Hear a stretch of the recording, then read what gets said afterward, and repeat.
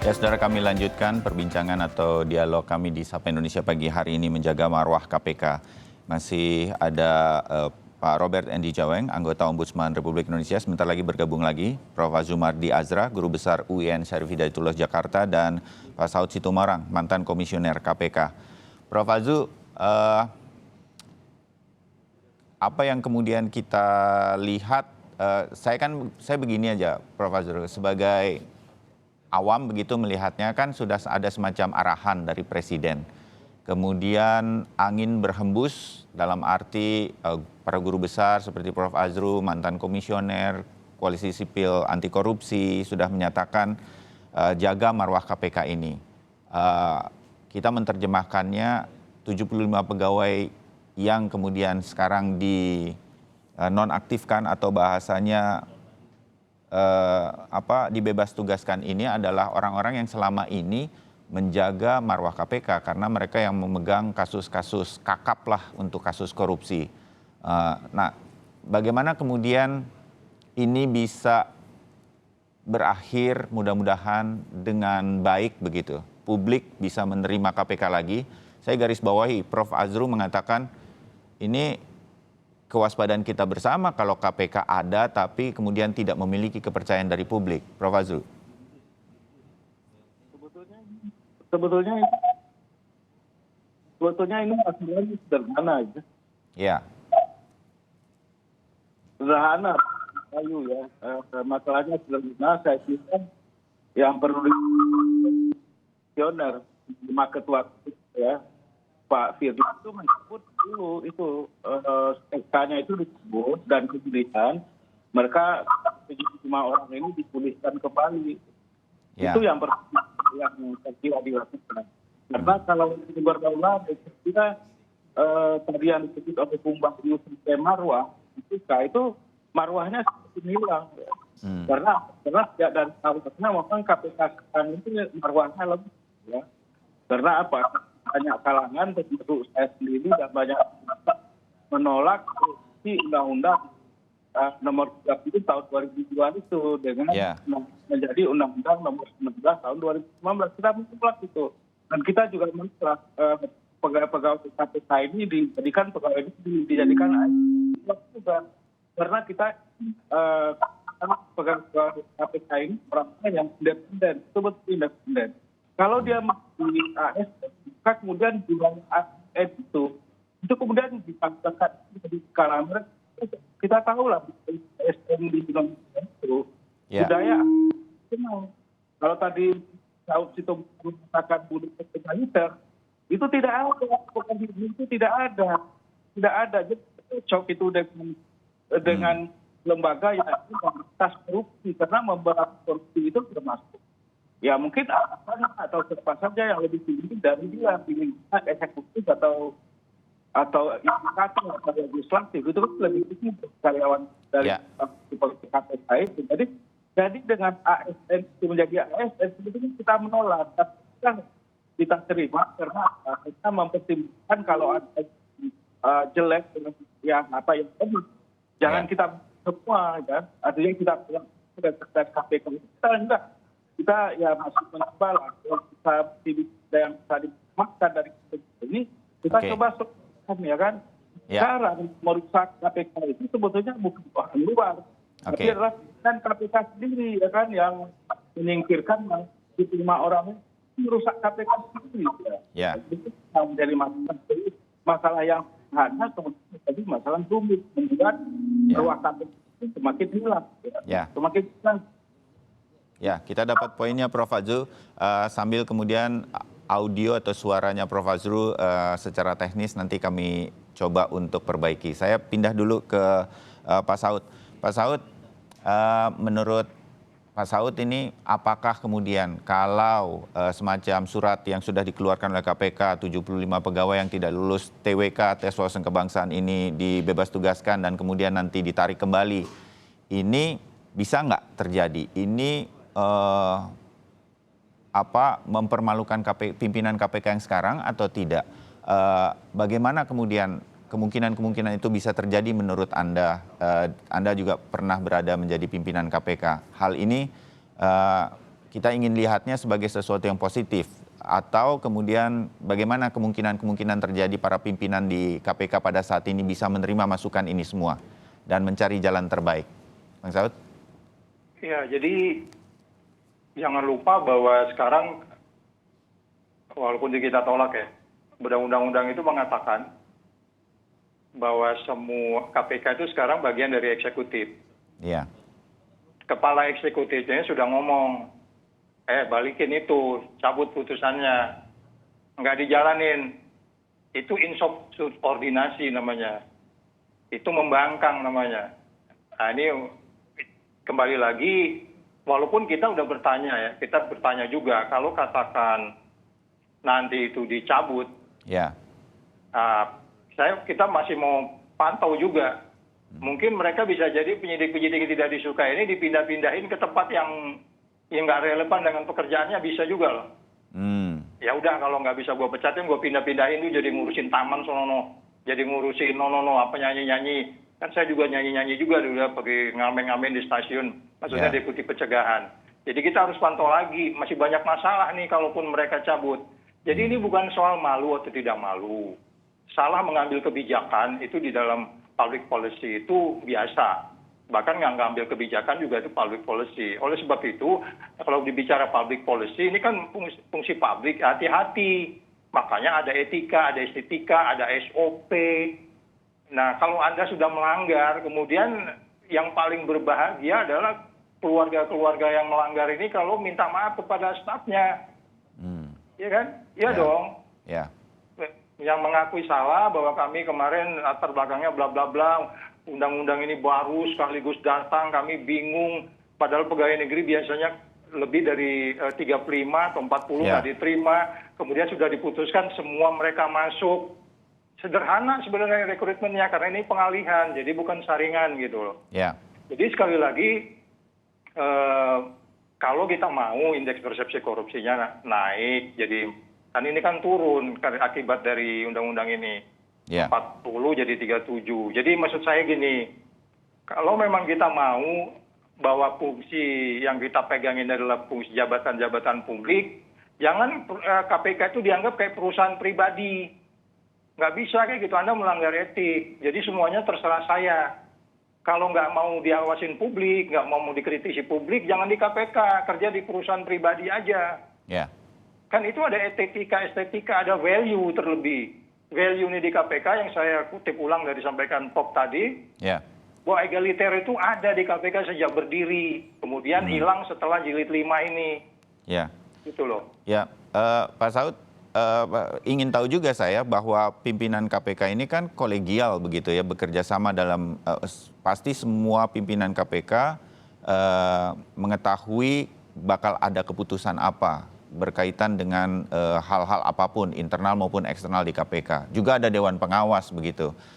Nah, ini yang kemudian mewakili banyak orang, saya bertanya apakah memang semua pimpinan KPK punya pemikiran yang sama seperti ini, atau ketika kemudian ada arahan dari presiden begitu, ini menjadi tidak cepat segera dilakukan begitu untuk dikembalikan ke track yang sesungguhnya. Nah, apa sih yang kemudian bisa terjadi sehingga para pimpinan dan Dewan Pengawas ini belum juga kemudian segera melakukan arahan-arahan yang diharapkan oleh presiden misalnya? Bang Saud? Karena memang saya sekian tahun bekerja di tempat yang saya harus curiga gitu ya. Saya dulu malah kalau nggak curiga nggak digaji. Kantor saya sebelumnya. Saya jadi curiga ini mau buying time, karena menurut ketentuannya 1 Juni kan mereka harus dilantik. Ini mau buying time kayaknya. Terus tiba-tiba yang dilantik itu di luar dari yang 70 ini. Saya bisa salah loh ya, analisa kan bisa salah. Analisis, please rakyat Indonesia yang nonton, analisis namanya analisis kan boleh salah, ya nggak boleh tindak kebijakan ya Prof ya. Itu kan yang tempat paling tinggi di dalam menganalisis sesuatu. Oh, berarti jadi, ini ada semacam deadline dong. Kita publik jadi tahu bahwa mungkin ini hal semacam ini harus segera sebetulnya kemudian bisa diselesaikan. Begitu ya Pak Saud? Iya, bukan kita maksudnya mau kan di bagian depan saya sudah bilang ini organisasi sudah di bawah eksekutif, bagian dari eksekutif. Eksekutif paling tingginya udah ngomong gitu loh. Udah itu kamu selesaikan. Bahasa sederhananya cabut itu keputusan. Kan sederhana sebenarnya. Nggak ada yang losing pace di sini. Kebijakan bisa salah. Apalagi kalau kolektif kolegial. Jadi yang malu bukan satu orang gitu loh. Kan itu lima-limanya. Kolektif kolegial itu kan at the end sebenarnya kan voting ya. Kita nggak tahu juga votingnya berapa kemarin. Karena Pak Laude kan informasi ada 2 orang. Berarti skornya itu votingnya kemarin itu kolektif kolegialnya itu 3-2 tuh. Saya tanpa nanya lebih lanjut siapa yang nggak setuju di situ.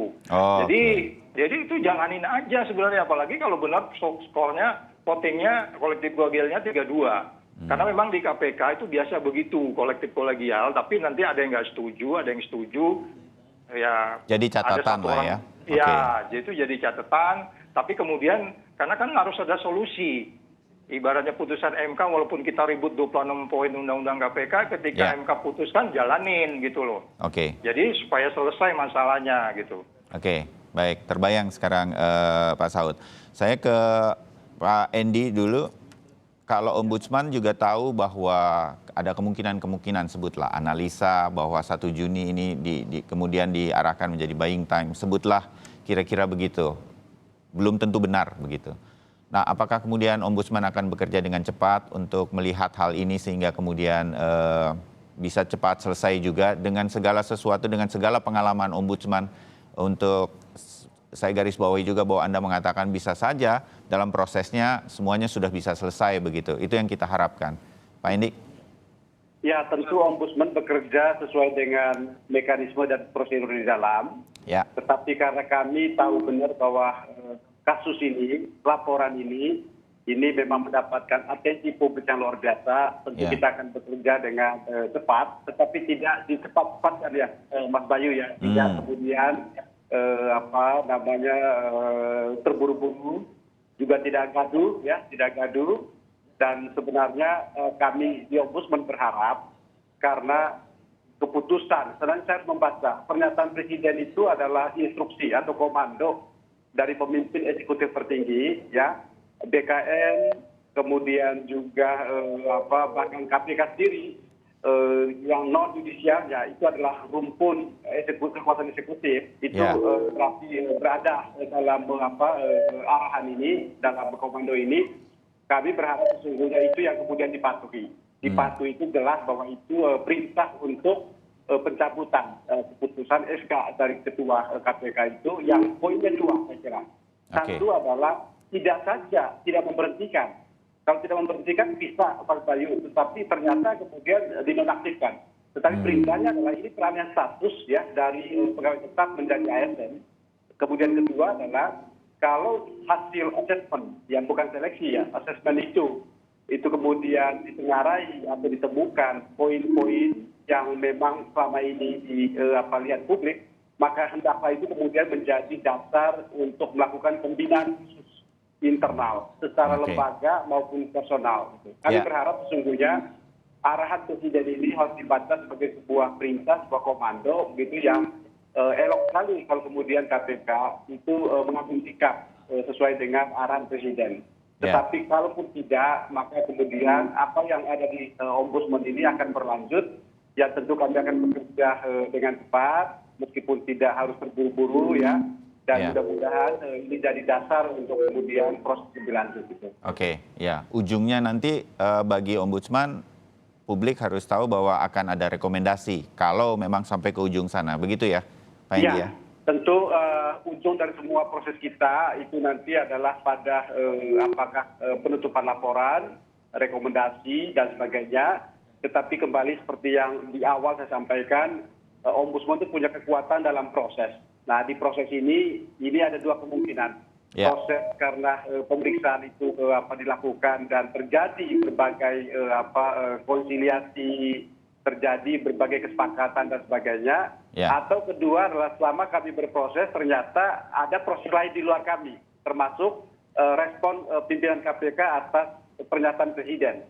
Nah, secara pribadi sesungguhnya Mas Bayu, saya berharap pimpinan KPK memperhatikan secara sungguh-sungguh, secara serius yang menjadi arahan Presiden ini, yang saya kira clear poinnya, gitu ya. Tidak ada tafsiran lain di luar yang tadi Bang Saud sampaikan bahwa ini adalah perintah pencabutan. Kecuali kalau memang pimpinan KPK punya kepentingan yang lain bahkan gitu yang membuat kemudian arahan ini jadi multitafsir buat mereka. Ya. Kemudian ditafsir-tafsirkan ulang dan sebagainya itu. Ya. Harapan dari Prof. Azrul ini bisa dijalankan, harapan yang disampaikan juga oleh Pak Endi bahwa pimpinan KPK menuruti arahan dari Presiden. Seberapa besar harapan Anda agar kalau juga tidak dilakukan arahannya juga seperti apa? Apa yang bisa kita lakukan, Prof. Azrul? Saya kira bukan harapan, itu keharusan ya. Jadi KPK, pimpinan KPK yang harus melaksanakan itu, kecuali kalau ini insubordinasi pada Presiden itu terus berlanjut ya. Dan kita sendiri dari masyarakat sipil, kalau komisioner KPK ya, ketua KPK tidak mencabut ini, kita akan membawa masalah ini ke meja hukum, malah menggugat masalah ini ke pengadilan ya, yang relevan. Saya nggak tahu apakah ini masih kita bicarakan. Kalau nggak dicabut, kita akan menindaklanjuti. Dan tidak hanya itu, kalaupun juga dicabut masih harus diawasi. Kita harus memantau. Karena apa? Karena seperti yang tadi saya katakan, pimpinan KPK sekarang tidak menunjukkan political will ya dalam memperkuat KPK, memulihkan KPK. Walaupun sebetulnya kita hopeless juga, tidak berharap terlalu banyak dari KPK sekarang. Tapi ya sudahlah, daripada nggak ada ya lebih baik mungkin ada KPK ya kan, daripada tidak ada sama sekali ya. Nah, jadi oleh karena itulah saya kira yang saya kira yang kita harapkan ya cabut itu SK-nya itu dan segera pulihkan harkat dan martabat 75 orang itu ya kan. Kalau masih diperlukan penguatan wawasan kebangsaan, lakukanlah nanti setelah mereka menjadi ASN ya kan, melalui tadi cara yang sudah saya sebutkan itu, melalui LPG latihan prajabatan atau lokakarya wawasan kebangsaan itu bisa dilakukan ya. Nah, cuma saya kira ini pimpinan KPK ini tidak mau langkah-langkah yang produktif, malah kemudian langkah-langkah yang membuat KPK itu sendiri saya kira semakin rusak lah gitu ya. Ya, oke.